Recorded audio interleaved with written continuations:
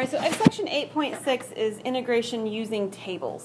And you've got a table in your book. And the table in your book is right before the solutions, or at least the answers to the back of the book, and it says integration tables. And it's, I don't know, 5 pages or 4 pages, 4 pages of tables.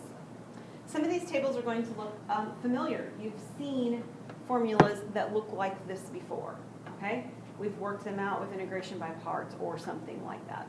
Others of them aren't going to look familiar, okay? So the idea is that there are cases that we have not discussed and that we're not going to get to discuss in the way that we would maybe like to show you why the formulas work, but we're still able to use these formulas to find the antiderivatives, okay? So for section 8.6, these 4 pages are going to be your new best friend. You're going to want them there. And your goal is this big sort of matching game. You're trying to match your problem to the one that looks most like in the back of the book. Are you good at matching? I guess we'll see, right? So, of course, it doesn't look exactly the same, but you will have different values in different places, but they'll have the same form that these do, okay? So we're going to take a look at some of these. And as you take a look at these, what I'd like for you to do when you're doing your homework, jot yourself down a note, is to tell me which line of the table you used. Because if you happen to pick the wrong line of the table, of course your solution's not going to look right. Or you might select a different option, and there might be more than one option you could have selected, and your solution just doesn't look like mine at the end, but it's still correct. Okay? Especially when we deal with trig functions. That happened on that one integral of tangent to the 5th of x. The 2 different ways that you did the problem, different classmates of you guys, you got different solutions. And they were both right, but you can't see that they're both right unless you apply a fair bit of trig to the problem to see that they're both the same.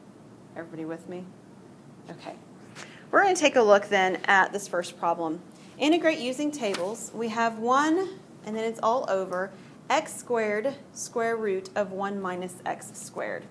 And I did not write down the table number because I want you to tell me what table number this is. So take a look into your book, going through, and you want to find one that looks the most as you can like 1 over a variable squared times the square root of 1 minus the variable squared.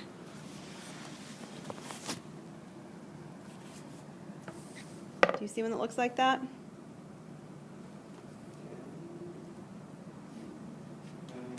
Nope, 10 doesn't have a square root, but that's a good try. Okay, so they've got wonderful headers in here as well, right? See, the headers actually tell you about the square root status of it. You've got a square root that has squares in it. Okay, so 17 has a problem that you don't have u squared. You just have u, and your problem has it squared.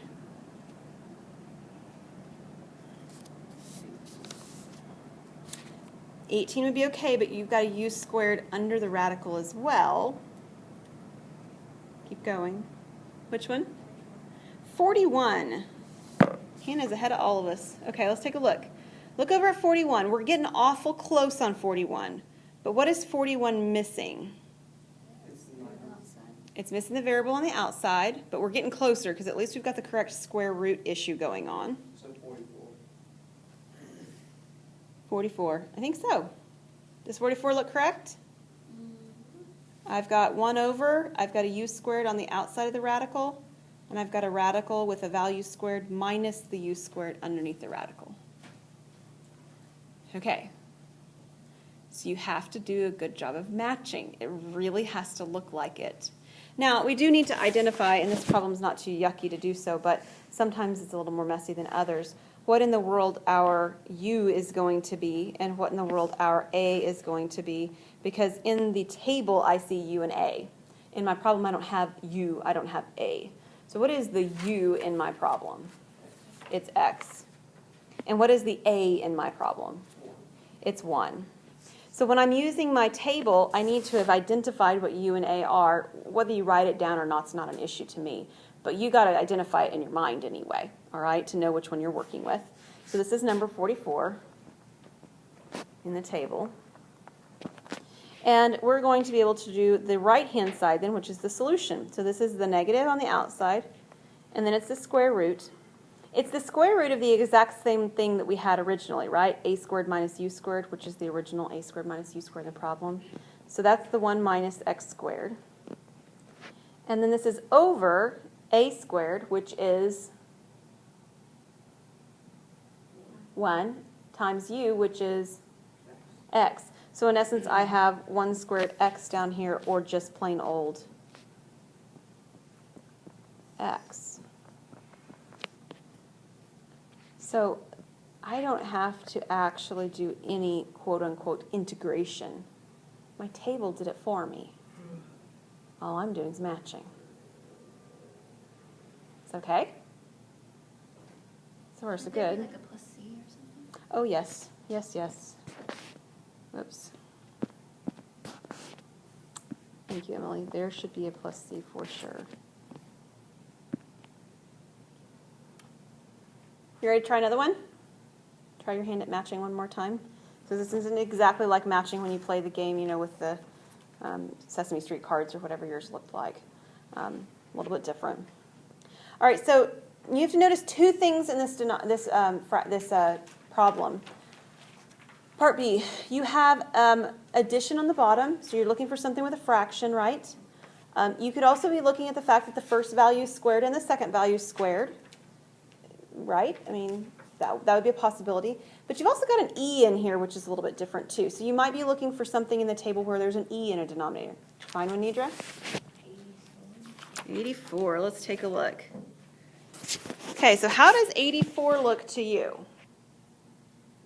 It look pretty good? I think so. Good job. So this will work with 84. And then again, in 84, the only thing I have is U. There's no other letter involved there. What is U in this particular problem? 2x. But I actually have U is not just x like the last problem, which means I do need a du in this problem. So I didn't really have to do that in the last problem because u and x were the same. Right, the derivative would have just been 1. What's the derivative of u? 2. So I have 2 dx. I don't have a 2 in my problem. So this piece will have a 1/2 in front of it. And then it would be 1 over 1 plus 2 to the, e to the u. I still said it wrong. I said it right. I wrote it wrong. U. And then it matches my problem exactly. So here's my 1/2. What is the antiderivative of 1 over 1 plus e to the u using the table? Somebody read it for me.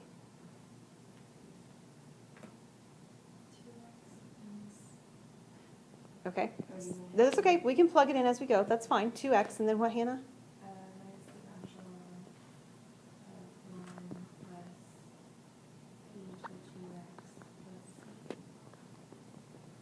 Right. And then we're going to distribute that 1/2 through. So I'm going to get x minus 1/2 natural log of 1 plus e to the 2x plus c. I'm perfectly fine with you leaving it that way, but I know that some of you like to check solutions manuals and online resources and whatever. There's one other thing you might see them do.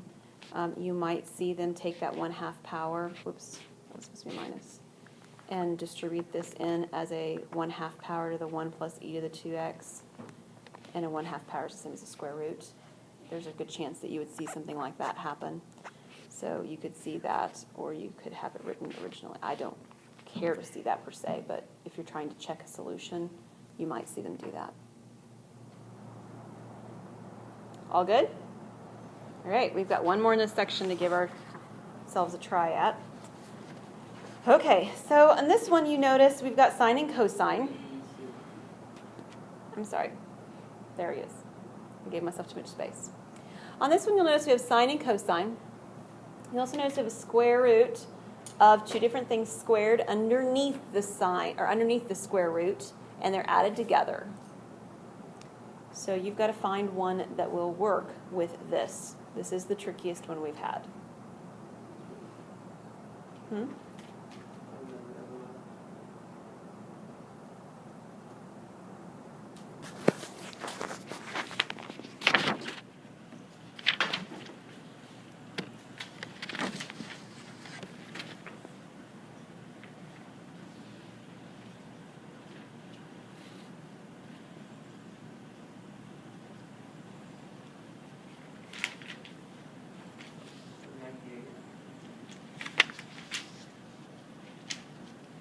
Yep, it is. Okay, so how in the world is 98 going to work, Cameron?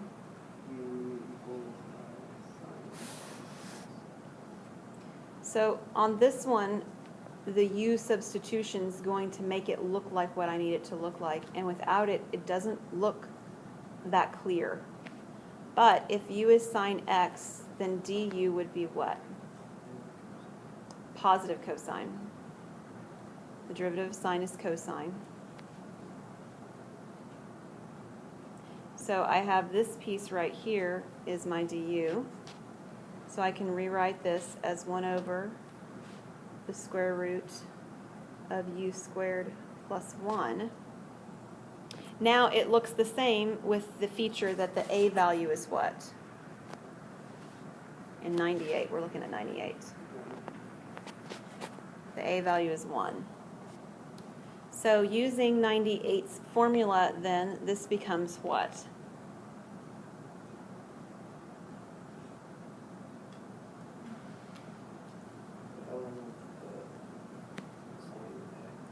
So this is the natural log of u, and u is sine x. You can do it in 2 steps if you need. We'll do it in 1 since you guys are rearing to go here.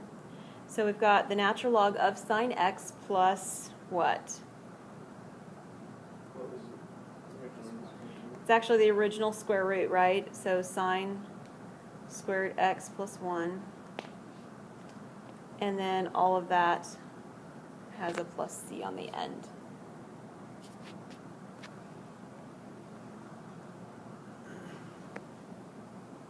What do you think?